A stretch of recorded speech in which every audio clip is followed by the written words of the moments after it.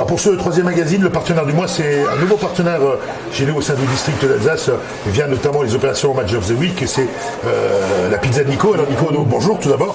Bonjour. Merci de nous recevoir chez toi dans un de ces très nombreux restaurants. La pizza de Nico, ça fait 20 ans cette année. J'ai juste envie que tu nous dises comment ça a démarré tout ça. 20 ans, c'est vrai, c'est beaucoup, mais en même temps, on est une jeune entreprise. 20 ans, c'est premier point de vente Nord-Alsace à Bischwiller. C'était un tout petit point de vente, 45 mètres carrés. On faisait uniquement de la vente à emporter. Et après, au fur et à mesure, des rencontres, des amis, des connaissances, le réseau a commencé à se constituer. Et là, on est 30 points de vente, principalement dans l'Est, mais pas seulement. On est aussi dans la région bordelaise, à Montpellier, à Valenciennes, dans la région parisienne, et avec des belles perspectives de développement. Le projet commence à s'accélérer et on se projette en 2025 à une centaine de points de vente. Alors avec une des particularités de l'établissement, des établissements de la pizza de Nico, c'est une carte qu'on peut découvrir toute l'année, mais ce sont aussi des pizzas éphémères, mon cher Nico. Et ce qui est d'autant plus rigolo, c'est que vous faites participer vos clients, vos fans, au travers de battles. Effectivement, ça fait 5 ou 6 ans maintenant que nous avons lancé une carte de pizza éphémère. Donc on s'est inspiré un peu du prêt-à-porter avec des collections printemps-été et automne-hiver. Et en partant de l'idée qu'on ne mange pas de la même manière l'été comme l'hiver. Et donc l'été, on propose plutôt des pizzas plus légères, beaucoup de fruits, beaucoup de légumes de saison. Et l'hiver, des pizzas un peu, les pizzas de saison, basse crème, avec du lardon, du jambon, des choses comme ça. Beaucoup de fromage pour les pizzas d'été. Et effectivement, à chaque changement de carte, on fait participer nos fans sur les réseaux sociaux pour choisir certaines de nos pizzas.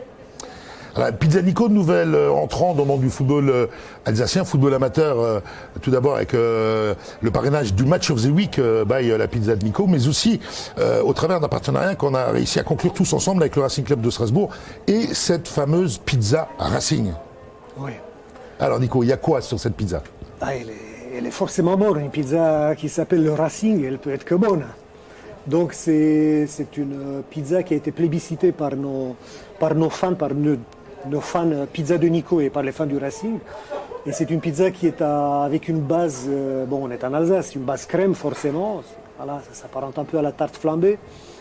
Avec des bons lardons, du bon jambon, avec la mozzarella fior di latte. C'est une excellente, voilà, ça c'est pour toutes nos pizzas, c'est une qualité exceptionnelle de mozzarella. Il n'y a pas beaucoup de gens, pas beaucoup de pizzerias qui peuvent se permettre cette qualité fior di latte, donc fleur de lait. Et on finit avec un œuf, non, on finit avec de la ciboulette.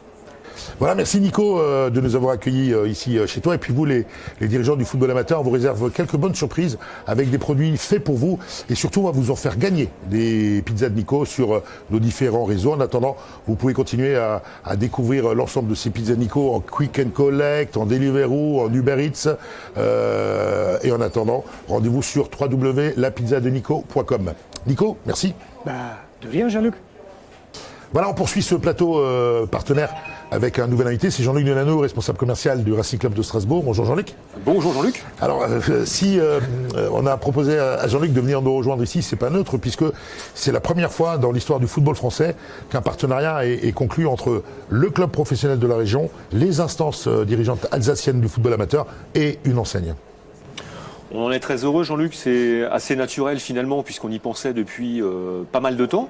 Et la période de stabilité du club nous a permis effectivement de finaliser ce partenariat inédit et innovant dans le paysage du foot. Bon, le constat il est simple, c'est que quelque part le foot amateur ne va pas sur le foot pro et vice versa. Ça on le sait, on se le dit souvent.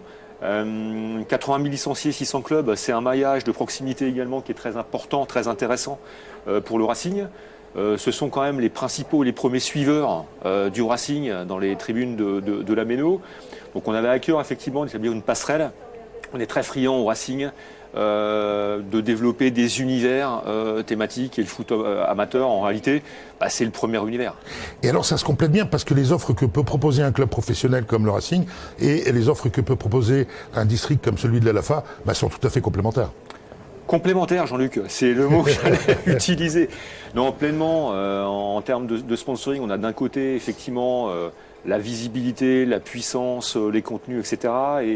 Et on trouve avec le foot amateur le maillage, la proximité, dont on est, à laquelle on est très attaché au Racing. On est très ancré sur notre territoire et évidemment le fait de pouvoir développer, proposer une plateforme commune, foot pro, foot amateur, c'est une offre très attrayante pour les deux. Jean-Luc, pour conclure, depuis le début de la saison, c'est une saison bizarre avec des jauges réduites dans un premier temps et aujourd'hui des matchs à huis clos. Ça ne doit pas être facile aujourd'hui de valoriser les partenaires du Racing Club de Strasbourg. Alors, à la fois, on est confronté à des nécessaires adaptations liées au contexte Covid, évidemment, mais qui en réalité s'inscrivent dans une évolution des pratiques sponsoring. On a fait un gros travail depuis 2-3 ans de développement des contenus. Et aujourd'hui, je dirais un sponsoring normal s'appuie évidemment sur des ingrédients classiques, comme sur une pizza. Donc on a le logo, les droits d'image, de la pannotique, de l'hospitalité. Mais on migre de plus en plus sur aussi des contenus, des sponsorings de contenus multimédia qui sont développés sur nos canaux, sites web, réseaux sociaux, etc. Donc on est dans cette pratique-là en réalité depuis 3 ans. Le contexte l'accentue et on doit juste prendre la précaution dans ce que l'on fait, on va dire d'une sobriété. Bon, le contexte n'est pas facile, donc nos coms, on s'efforce de les rendre soft et de ne pas porter trop beau non plus.